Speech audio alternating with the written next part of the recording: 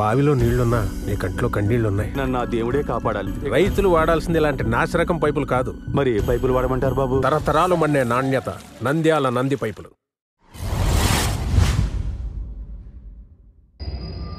నమస్కారం, నంది కేబుల్ టీవీకి స్వాగతం. ముందుగా నంది న్యూస్ ముఖ్యాంశాలు. నడిగడ్డ ప్రాంతంలో ప్రజా సమస్యల పరిష్కార వేదిక కార్యక్రమాన్ని నిర్వహించిన మంత్రి ఫరూక్.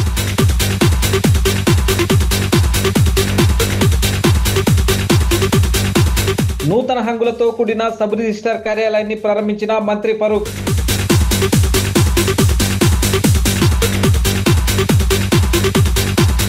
నూతన ఇన్క్లూజివ్ స్కూల్ భవనాన్ని ప్రారంభించిన టీడీపీ నాయకులు ఫిరోజ్.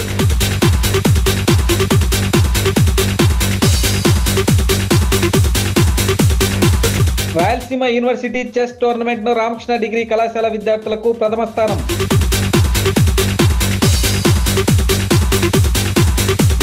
దసరా పండుగ సందర్భంగా ప్రారంభమైన ఫ్రెండ్స్ సెటిల్ టోర్నమెంట్.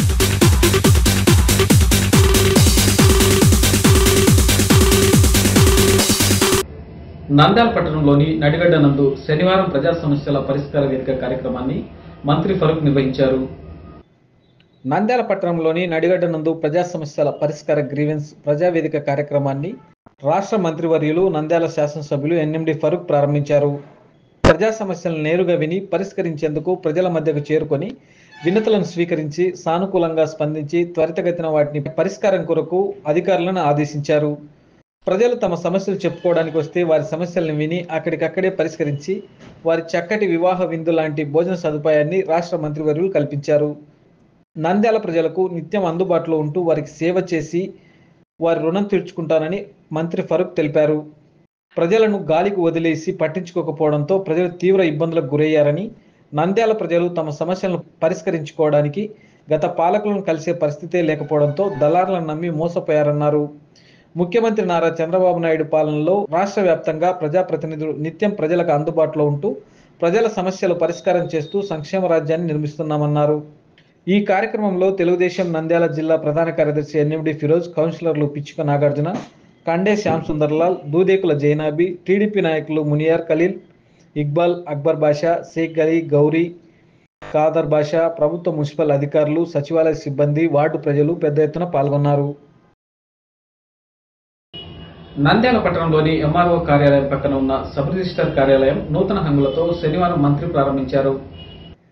నంద్యాల పట్టణం ఎంఆర్ఓ కార్యాలయం పక్కన ఉన్న సబ్ రిజిస్టార్ కార్యాలయం నూతన హంగులతో శనివారం రాష్ట్ర న్యాయశాఖ మంత్రి మరియు మైనార్టీ సంక్షేమ శాఖ మంత్రి ఫరూక్ ప్రారంభించడం జరిగింది. సబ్ రిజిస్టార్ కార్యాలయాన్ని రీమోడలింగ్ చేసి దాన్ని శనివారం ప్రారంభించడం జరిగిందని, గత ప్రభుత్వం ఒక బూత్ బంగ్లాగా సబ్ రిజిస్టార్ కార్యాలయం ఉండేదని, ఇప్పుడు నూతన ఒరవడికగా కార్యాలయాన్ని నూతన హంగులతో తీర్చిదిద్ది ప్రజలకు కనుల విందుగా సబ్ రిజిస్టార్ కార్యాలయాన్ని రంగులతో తీర్చిదిద్ది ప్రారంభించడం జరిగింది. సబ్ రిజిస్టార్ అబ్దుల్ సత్తార్ ప్రతిరోజు ప్రజలకు అందుబాటులో ఉంటాడని చెప్పడం జరిగింది. రాష్ట్రానికి ఎక్కువగా వనరులు సంపాదించేది సబ్ రిజిస్టార్ నుంచి ఎక్కువగా స్టాంప్ డ్యూటీ వ్యవస్థ. ప్రజలు చాలా మంది వస్తారు కాబట్టి ప్రజా సౌకర్యాలు తక్కువ ఉన్నాయి, చాలా తక్కువ. ప్రజా సౌకర్యాలు కలిగాలని చెప్పి ఆ రోజు క్యాబినెట్ నిర్ణయం తీసుకోవడం జరిగింది. కాబట్టి ఆ రోజు మంత్రి గారు చెప్పడం జరిగింది, ఎక్కడైతే మన సర్వీస్ ఆఫీస్ ఉందో అక్కడ కొంతవరకు ఇన్ఫ్రాస్ట్రక్చర్ వివరం చేయాలి, టాయిలెట్స్ కానీ కూర్చోడానికి. ఎందుకంటే చాలామంది సబ్ రిజిస్టర్ ఇస్తారు, రిజిస్టర్ చేసుకుంటారు, రిజిస్టర్ చేసుకుని వెయిట్ చేయాల్సి వస్తుంది. రోజుకి 10 రిజిస్ట్రేషన్ చేస్తే చాలాసేపు కూర్చోాల్సి వస్తుంది. ఎక్కువగా మహిళలు కూడా వస్తారు కాబట్టి వారికి కనీసం టాయిలెట్స్ కానీ అదేవిధంగా వాష్రూమ్స్ కానీ ఉండాలని చెప్పి, వచ్చిన వారు కూర్చోవడానికి సౌకర్యం ఉండాలని చెప్పి ఆ రోజు నిర్ణయం తీసుకొని ముఖ్యమంత్రి గారు చెప్పడం జరిగింది. 2 రోజులు టైం ఇస్తున్నాం రెవెన్యూ మినిస్టర్ గారికి. రెవెన్యూ మినిస్టర్ గారు రాష్ట్రంలో అంతా ఎక్కడైతే మనకి సబ్ రిజిస్టర్ ఆఫీస్ ఉన్నాయి, ఇప్పుడు రాష్ట్రానికి ఎక్కువగా వనరులు వస్తాయి కాబట్టి అదే స్థలంలో మనకు సక్రమంగా ఇన్ఫ్రాస్ట్రక్చర్ లేదు కాబట్టి వచ్చిన వారికి ఎవరైతే ఉన్నారో, ఎవరైతే అద్దె పొందేవాళ్ళు ఉన్నారో, అమ్మే వాళ్ళు ఉన్నారో వారికి సౌకర్యాన్ని కూర్చోడానికి సౌకర్యం కావాలి కాబట్టి వారికి ఏర్పాటు చేయండి. అదేవిధంగా వారికి వాష్రూమ్స్ కూడా ఏర్పాటు చేయండి. అదే దాదాపుగా 100 సంవత్సరాల నుంచి కూడా అక్కడ ఈ రకంగా 60 రకంగా ఉన్నాయి సబ్ రిజిస్టార్లు. అద్భుతంగా చేసి దీన్ని ప్రజలకు అందుబాటులో ఉండేటట్టు ఏర్పాటు చేయని చెప్పారు. బాగానే ఈరోజు నంద్యాలలో మరి district cooperative officer district sub registrar గారు కానీ, అదేవిధంగా మన సత్తార్ లోకల్ విజిలెన్స్ ఆయన కానీ ఈరోజు కొంతమంది దాతలు ఇస్తున్నారు. ఎందుకంటే ప్రభుత్వం ఇక్కడ చాలామంది పెద్దలు వస్తారు, రిజిస్ట్రేషన్ చేస్తూ ఉంటారు. అది కొంతమంది ముందు వచ్చి స్టాఫ్ ఉంటారు. వాళ్ళు ఈ కొంచెం రోజు జరిగే కార్యక్రమం చేయలేము. రిజిస్టర్ ఆఫీసు కార్యాలయం ప్రజలకి వీలుగా నూతనంగా దానికి కావాల్సినటువంటి రిపేర్లు ప్రజల సాయంతో వచ్చిన సబ్ రిజిస్ట్రార్లు మేము కలిసి చేసిన దానికి మన గౌరవ మంత్రివర్యులు వచ్చి ఇనాగ్రేషన్ చేసే సందర్భంగా వారికి కృతజ్ఞతలు తెలియజేస్తున్నాము. ఈ ఆఫీస్ ద్వారా ఉన్న సౌకర్యాల ద్వారా ప్రజలకి మరింత మంచి సేవలు అందించగలమనేసి ఈ పత్రికాముఖంగా మీరు అందరూ తెలియజేయడం అనేది. మేము వచ్చి ఒక వారం ముందు మేము ఇక్కడ జాయిన్ అయినాం. జాయిన్ అయిన తర్వాత ఆఫీస్లో పరిస్థితులు కనీసం ప్రజలకు సరైన సౌకర్యాలు కల్పించాలనే ఉద్దేశంతో మన కొంతమంది దాతల సహకారంతో ఆఫీస్ను రెనోవేషన్ చేయడం జరిగింది. ప్రజలకు అన్ని విధాలుగా మేము సహకరిస్తాం. ప్రతి విషయంలోనూ మేము ముందు ఉంటాము. ప్రజలు కూడా ఏ విషయంలో కూడా భయపడి మా దగ్గర కలవకుండా ఉండడం అనేది ఉండకూడదు. ఏదైనా ప్రాబ్లమ్స్ వస్తే మాతో డైరెక్ట్గా మీరు కలసవచ్చు. ఇంకొక విషయం అంటే మనకు స్థానికంగా మన మంత్రివర్యులు ఫారూక్ గారు ఉన్నారు కాబట్టి మనకు ఏ విషయంలో కూడా మనకు ఆయన సహకారం తీసుకొని మేము ముందుకు సాగుతామని మీ అందరి మీడియా ముఖంగా ప్రజలకు తెలియజేస్తున్నాము. నంద్యాల పట్టణం శివారు ప్రాంతం పోలూరు రోడ్లోని జీవనజ్యోతి ఇంక్లూజివ్ స్కూల్ నూతన భవనాన్ని టీడీపీ యువ నాయకులు ఫిరోజ్ ప్రారంభించారు.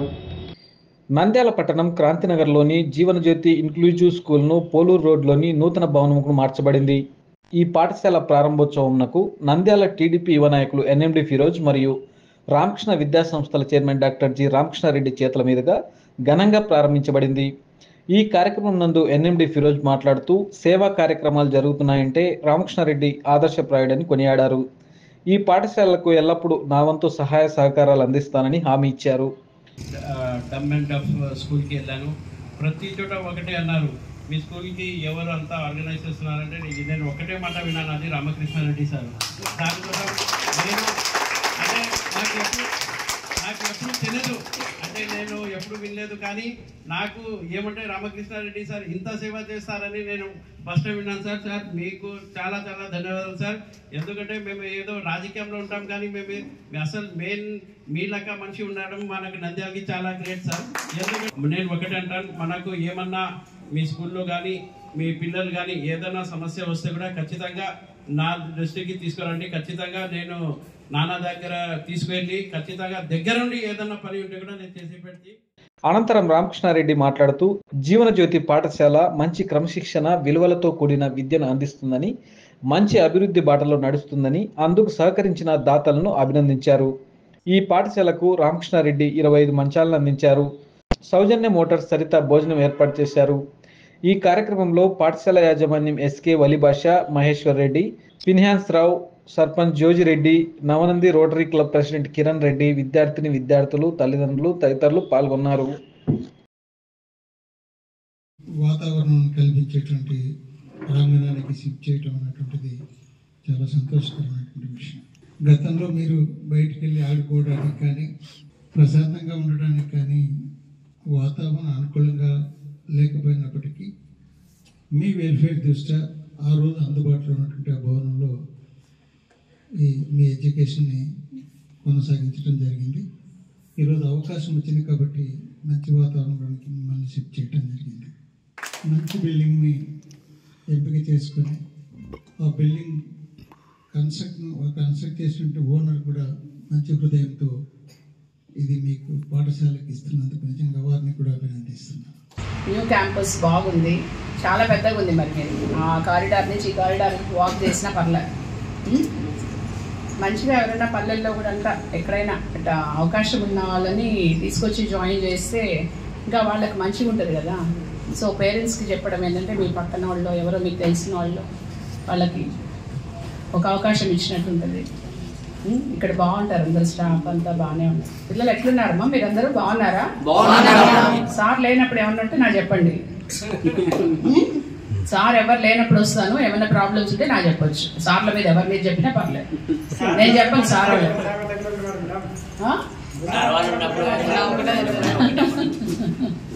కాబట్టి అందరూ ఆల్ ద బెస్ట్, బాగా చదువుకోండి, మంచి జాబ్స్ వస్తాయి, మంచిగా సెటిల్ అవుతారు.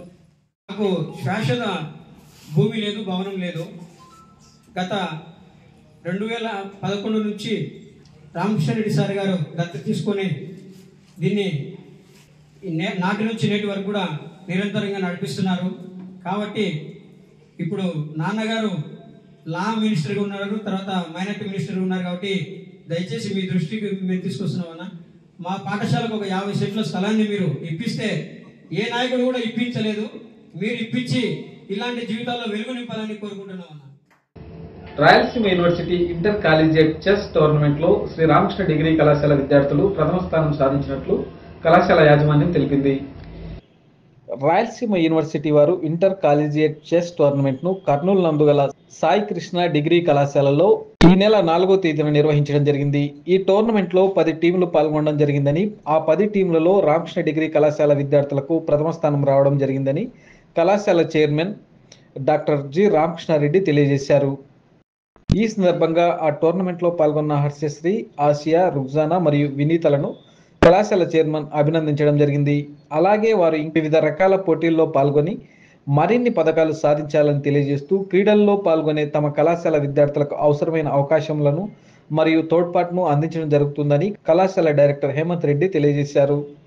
10 టీములు పాల్గొనగా రామకృష్ణ డిగ్రీ కళాశాల విద్యార్థులు ప్రథమ స్థానం సాధించారని, ద్వితీయ స్థానం సెయింట్ జోసెఫ్స్ డిగ్రీ కళాశాల వారికి మరియు తృతీయ స్థానం యూనివర్సిటీ క్యాంపస్కి రావడం జరిగిందని కళాశాల ఫిజికల్ డైరెక్టర్ విజయ్ కుమార్ తెలియజేయడం జరిగింది. ఈ కార్యక్రమంలో కళాశాల ప్రిన్సిపల్ కేవీబీ సుబ్బయ్య, అధ్యాపకులు మరియు విద్యార్థులు పాల్గొనడం జరిగింది. నిన్నటి రోజున 4 October 2024 Rayalaseema University inter collegiate tournament chess for women కర్నూలులోని శ్రీ సాయి కృష్ణ డిగ్రీ కాలేజ్ కర్నూలులో జరిగింది. దానికి గాను కాంపిటీషన్లో ఆల్మోస్ట్ 10 టీమ్స్ 10 టీంలు వేరే కాలేజెస్ నుంచి ఈ రాయలసీమ యూనివర్సిటీ తరఫున పార్టిసిపేట్ చేశాయి. గతంలో చాలాసార్లు ఈ ఉమెన్ టీమ్ని తీసుకురావాలని చాలాసార్లు ప్రయత్నాలు జరిగాయి, కానీ మంచి ప్లేయర్స్ కాలేజ్లో తయారు చేయడానికి చాలా ట్రై చేస్తూ ఈ ఇయర్ మాకు ఫస్ట్ ఇయర్లో చాలా మంచి ప్లేయర్స్ జాయిన్ అయ్యారు. సో డజంట్ మ్యాటర్, ఇయర్ సంబంధం లేకుండా డైరెక్ట్ వీళ్ళు ఈరోజు ఈ టోర్నమెంట్కి వెళ్ళి డైరెక్ట్ విన్నర్స్గా రావడం చాలా ఆనందంగా ఉంది. అండ్ ఈ సంవత్సరంన కాలేజ్కి ఇది 3వ కప్ అవ్వడం ఇంకా ఆనందంగా ఉంది. శ్రీ రామకృష్ణ డిగ్రీ మరియు పీజీ కళాశాలకు సంబంధించి రాయలసీమ యూనివర్సిటీలో ఈ చెస్ టోర్నమెంట్స్ అనేటువంటివి జరగటం జరిగింది. అది 4th అక్టోబర్ 2024. మా కళాశాలకు సంబంధించినటువంటి ప్రథమ సంవత్సర విద్యార్థినులు ఈ టోర్నమెంట్లో పాల్గొనడం జరిగింది. అందులో 10 కాలేజెస్ వారు పార్టిసిపేట్ చేశారు. మా కళాశాలకు సంబంధించినటువంటి ఈ చిన్నారులు ఫస్ట్ ప్రైజ్ అనేటువంటిది సాధించటం జరిగింది. ప్రథమ సంవత్సరంలోనే వీరు ఇలాంటి ప్రైజ్ను పొందటం అనేటువంటిది కాలేజీకి ఎంతో గర్వకారణంగా చెప్పుకుంటున్నాము. వీరికి రాబోయే కాలంలో మరింత ఎక్కువ కోచింగ్ ఇచ్చి వీరిని మరింత మంచి ప్రతిభ కనపరిచే విధంగా తీర్చిదిద్దటానికి మా కళాశాల చైర్మన్ గారు, అలాగే physical director Vijay Kumar madam గారు, అట్నే మా డైరెక్టర్ హేమంత్ రెడ్డి గారు ఇంకా కృషి చేస్తారని ఆశిస్తూ హేమంత్ రెడ్డి సార్ గారికి మరియు రామకృష్ణారెడ్డి సార్ గారికి ఫ్యాకల్టీస్కి నా నమస్కారాలు. సార్, మేము చెస్ గేమ్ ఇక్కడే అరేంజ్ చేసామనుకున్నాం, కానీ మా టాలెంట్ను బట్టి అక్కడికి వెళ్ళి కర్నూలులో ఆడిపించినందుకు మా తరఫున కృతజ్ఞతలు సార్. మీకు చాలా ధన్యవాదాలు సార్. మా టాలెంట్ను బయట పెట్టినందుకు ఫస్ట్ ఇయర్స్ కదా అని ఎంకరేజ్ చేశారు సార్. చాలా ధన్యవాదాలు సార్. నంద్యాల పట్టణం సాయిబాబా నగర్ విద్యుత్ కార్యాలయంలో దసరా పండుగ సందర్భంగా నిర్వహించే ఫ్రెండ్స్ సెటిల్ టోర్నమెంట్ శుక్రవారం సాయంత్రం ప్రారంభమైంది. నంద్యాల పట్టణం విద్యుత్ కార్యాలయం ఆవరణలో శుక్రవారం సాయంత్రం నుంచి 18వ వార్షికోత్సవం దసరా సందర్భంగా ఫ్రెండ్స్ సెటిల్ టోర్నమెంట్ నిర్వహించడం జరిగింది. శనివారం 20+ మరియు 30+ మరియు 40+ వాళ్లకు సెటిల్ టోర్నమెంట్ నిర్వహించారు. ఇది ప్రతి సంవత్సరం ఇలా దసరా పండుగ సందర్భంగా ఈ టోర్నమెంట్ నిర్వహించడం జరుగుతుందని చెప్పడం జరిగింది.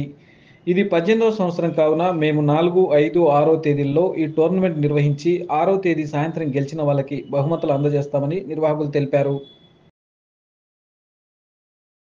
ఛాలెంజ్ కప్ 2024 18వ వార్షికోత్సవాన్ని ఘనంగా నిర్వహించడానికి కరెంట్ ఆఫీస్ తరఫున సహకరించినటువంటి మా సార్ గారికి అందరికీ కూడా అసోసియేషన్ తరఫున ధన్యవాదాలు తెలియజేస్తున్నాను. అదేవిధంగా ఇక్కడ ఉన్నటువంటి క్రీడాకారులకు మరియు క్రీడాభిమానులకు అందరికీ దసరా శుభాకాంక్షలు తెలియజేస్తూ ప్రతి క్రీడాకారుడు ప్రతి సంవత్సరం లాగే ఇందులో పార్టిసిపేట్ చేసి దీన్ని విజయవంతం చేయవలసిందిగా మరి కోరుకుంటూ ఉంటాం. ఇది నేను జనరల్ ఇంత భారీగా దాదాపు 50 నుంచి 60 బ్యాచ్లు టీమ్స్ ఈ గేమ్లో ఆడబోతున్నాయని నాకు ఇప్పుడే తెలిసింది. జనరల్గా నేను 4-5 మామూలుగా ఉండే 2 days అయిపోతున్నాయి కదా అని అనుకున్నాను. అని ఇంత భారీ గ్రాండ్గా నేను ఇంతవరకు నేను పనిచేసిన ప్రీవియస్ కుదురు స్టేషన్లో కూడా ఏదో లిమిటెడ్గా చేసుకోవడం మేము పాల్గొనడం జరుగుతుంది. కానీ మా గర్వకారణం చెప్పేంటే ఇంత కార్యక్రమం మా కాంపౌండ్లో జరుగుతున్నారనేందుకు మాకు చాలా ఆనందంగా ఉంది. ఇకపోతే మీరు చేస్తున్న ఈ కార్యక్రమంలో ఇది ఏదో ఒక టైంపాస్ లేక ఏదో ఒక కార్యక్రమం మాదిరి కాకుండా ఇది ఈ గేమ్ క్రీడలు అనేది అందరికీ తెలుసు. ప్రతిరోజు ఈ దైనందిక కార్యక్రమంలో ఉద్యోగస్తులు కానీ అటు లాయర్స్ కానీ డాక్టర్స్ కానీ సతమతమవుతూ డైలీ తెల్లారి నెల నుంచి ఉరుకులు పరుగులు తెలుస్తూ వాళ్ళ ఆరోగ్యం ఏమవుతా ఉందో ఎక్కడ ఉన్నారో అనే పరిస్థితిలో తెలియని పరిస్థితుల్లో ఈ కార్యక్రమాలు ఈ క్రీడలు అనేది చాలా అద్భుతమైన ఒక కార్యక్రమం. ఫ్రెండ్స్ షెడ్యూల్ అసోసియేషన్ వాళ్ళు నిర్వహిస్తున్న 18వ ఛాలెంజ్ కప్ ప్రోగ్రామ్కి నేను ఇక్కడ అటెండ్ కావడం నాకు చాలా ఆనందంగా ఉంది. ఇది ప్రతి సంవత్సరం జరుపుతున్నారు. అందులో భాగంగానే ఈ సంవత్సరం 18వ ఛాలెంజ్ కప్ ఇది. ఈ విధంగా చేయడం వల్ల చాలా మంది రిటైర్ అయిన వాళ్ళకి మెయిన్ చాలా బెనిఫిట్ ఉంది. ఈ ప్రోగ్రామ్ ఈ విధంగా వాళ్ళు పార్టిసిపేట్ కావడం వల్ల వాళ్ళు రిటైర్మెంట్ ఆల్రెడీ ఇందాక సార్ చెప్పినట్టు పని ఒత్తిడిలో పడి వాళ్ళ పర్సనల్ లైఫ్ని చాలా వరకు మిస్ అయినారు. ఆ మిస్ అయినటువంటి పర్సనల్ లైఫ్ని వీళ్ళు రిటైర్ అయిన తర్వాత మళ్ళీ తిరిగి వాళ్ళు పుంజుకుంటున్నారు. నేను చాలా చూస్తున్నాను. చాలా మంది వీళ్ళు డిపార్ట్మెంట్లో ఎంత కష్టపడినారు, రిటైర్ అయిన తర్వాత కూడా అదే విధంగా వాళ్ళు అదొక పనిగా పెట్టుకొని మెయిన్ ఆడడం కాదు, ఆడడానికి వచ్చినప్పుడు నలుగురితో కలిసి సంతోషంగా కలిసి జోకులు వేసుకుంటూ కొంచెం వాళ్ళ మైండ్ రిఫ్రెష్ చేసుకొని పోవడమే దీని యొక్క ఉద్దేశం. నంది న్యూస్ ముగించే ముందు ముఖ్యాంశాలు మరోసారి. నడిగడ్డ ప్రాంతంలో ప్రజా సమస్యల పరిష్కార వేదిక కార్యక్రమాన్ని నిర్వహించిన మంత్రి ఫరూక్.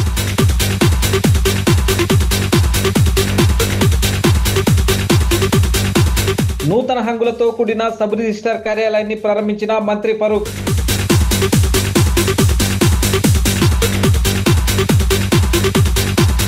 నూతన ఇన్క్లూజివ్ స్కూల్ భవనాన్ని ప్రారంభించిన టీడీపీ నాయకులు ఫిరోజ్.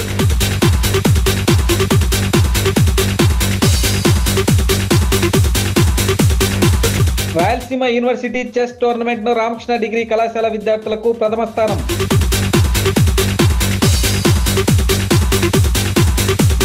దసరా పండుగ సందర్భంగా ప్రారంభమైన ఫ్రెండ్స్ సెటిల్ టోర్నమెంట్.